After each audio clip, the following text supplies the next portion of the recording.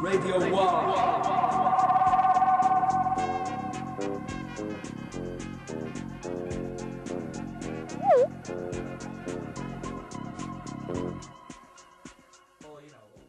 Well, that's what we said today about Tom, and it's okay. He owns or he half owns the studio, and all his people are sort of like going, he owns the studio. There's no excuse. Oh yeah, and he's just like going, but it's money. You know, he just can't go in there and say, excuse me, get out of the studio. I own it. I need to record now. And you need other people around. You know. Yeah. I mean, I much as I love working on my own and being on my own and being able to indulge myself on my own.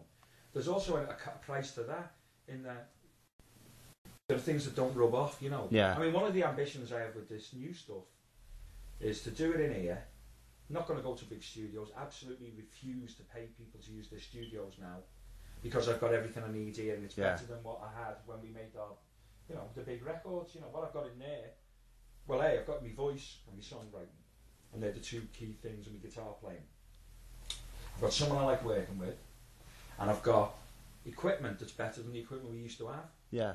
I've got skills, songwriting skills and stuff that I didn't have in the past, and a more ordered and confident version of that. But what I haven't got is that thing where you show off to somebody, you know, and there's a remoteness of playing on your own, where there's something, when I play guitar, if someone else is in the room, I'll start doing things that I wouldn't do. And I don't know, it's not a conscious thing, but I've analysed and thought about it. And like, so one of the ideas is, we record the records here, I still call them records. You know, you say records, people don't know what records are. Yeah. We brought a kid, one of my mates came around with this 17-year-old DJ, and we got a 7-inch single out, and he was going, "What's that?" Yeah. And went, yeah. It's a. He gone, "Nah," because it's bigger than a CD. He goes, "Wow, how many songs you getting?" And we went 2. Yeah. He went, "Nah," and he genuinely thought we were taking the piss out of him, because he couldn't believe that a 7-inch single had 2 songs on, and you could damage it dead easy. Yeah. You know, he was shocked. Anyway, so my idea, whether it comes off or not, is we record the records, finish the recordings. Most of them are halfway through or nearly finished. Then 1 week I book the Zanzibar and I do the 2 albums live, spontaneously. Like we did all the classic nights, which were in the year 2007. The recordings are so fantastic. And like there's the punk rock one with a 3-piece band. We haven't rehearsed enough, and they're amazing. And often they're better. They're improvements on the original band's recordings, and some of my favourite records. You know. Yeah.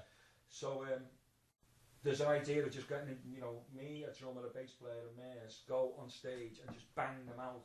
Yeah. Plus with the dialogue that I always have. You know, I mean, the number of people who've been to our gigs and go, they were fantastic. It was a fantastic gig. Why do you have to do that music? Yeah. Because of the talking that comes in between. What you mean, you know. Yeah.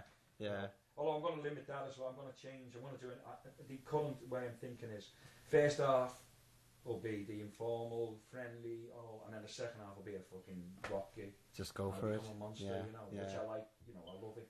Well, that's a burner for a lot of people. Is give them plenty of notice when you book the Zanzibar. Can you tell them 2 months in advance? No, more than that. Because they want to book hotel. The people sort of like, excuse me, I don't shoot the messenger here. I know.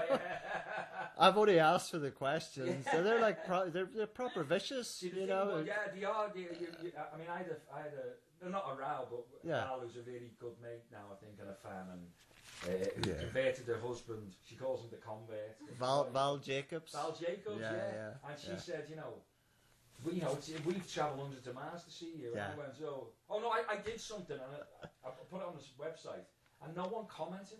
I went, somebody does something, and you're all spouting on about it. But I do something no one's mentioned. And Val said, look, we pay money to travel, to stay in hotels. It's inconvenient. We got to blah blah blah. And I understand. I've always understood that. So Val, I do get it. Yeah. Val, Orient fan, unfortunately. But I think the reason I haven't done anything for a while is the other thing is I need to join up the different parts of it, the recording, because I put a record out, then do gigs on the back of it. Yeah. It's got more value. Yeah. Then when I want to, because I own Story of the Blues and the first half of my career and the last half, it's just 2 albums to third, you know. And if I want to license them off, by being around with a constructed idea. It's much better because I kept doing one-off gigs. Yeah. And you rehearse for a one-off gig and you rehearse really hard and you do that hour. Played this festival in Inverness, 8 hours to get there, 8 hours to get back, 40-minute set. But Edwyn Collins is there, who I haven't seen for ages, and beautiful, and Roddy Frame. Yeah, and I watched them from the side, and then they watched me from the side, and we had a lovely after the show big hangout and talk and share and encouraging thing. So there is other value in it, but I don't make any money out of it because I'm not the kind of guy who can get loads of money for doing gigs. Yeah. Because I haven't had anything out for ages. Yeah. So I'm a cult, which is always by the way, the other thing I always wanted, even as a boy, was not. We accidentally became famous, but I wanted to be a cult figure. Yeah. My heroes. I remember saying I had this argument with the guys at Warner Brothers after Story of the Blues. They were going, you could have really, really big things, and Peel thought it even. Even though Peel was into the indie side. They always go, you could be this, and this, the good version. Jeff Travis from Rough Trade, the day we signed to Warner's, spent 2.5 hours on the phone to me saying, you'll be the first big indie band. And obviously the Smiths became that the year later. But I said, well, I'm not here to save indie. And actually, maybe I should have, because the state of it now, A, it's not independent, and B, it's not interesting. Far from it, So it's, even indie's just a phrase now. It doesn't mean independent. It was independent thought and independent attitude, and working with other independents. And there's another great BBC 4 documentary about Rough Trade, and how even the people who work there, are disappointed with Jeff and the way it went. And Jeanette, who I love Jeanette, fighting at I actually wrote some stuff down in one of my many notebooks. The memoirs. We got. Going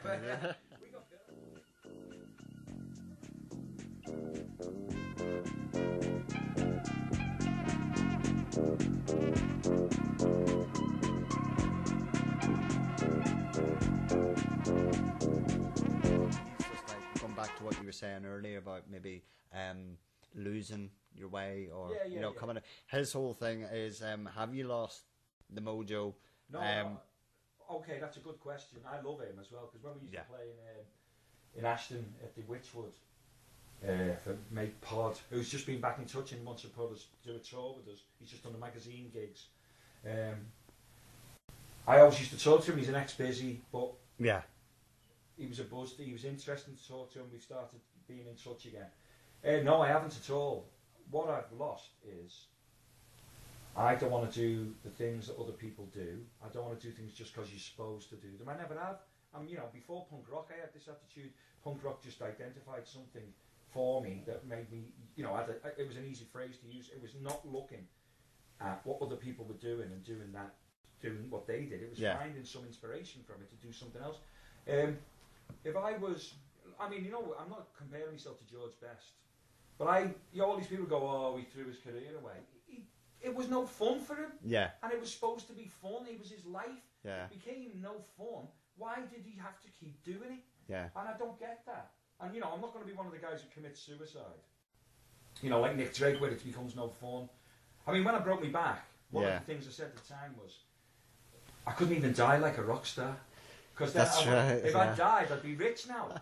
But I'm glad I didn't. I'm laughing at that, because the first time I read that, and I can't remember if it was probably asleep. No, I just burst out laughing. I thought, should I be laughing at this? No. I do often say things that seem inappropriate. But to me, it's part of the adventure. I had a fucking mad adventure, and I have had, that was what I wanted. That was the other thing I wanted. It wasn't success and stuff, although I loved it when it happened. And some maybe loved it too much in a way that distracted me.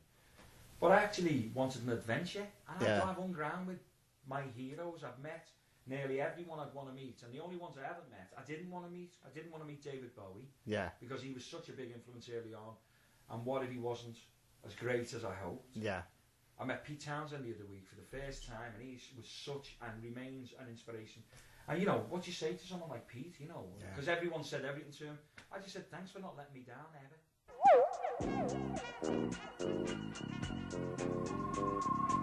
Radio 1.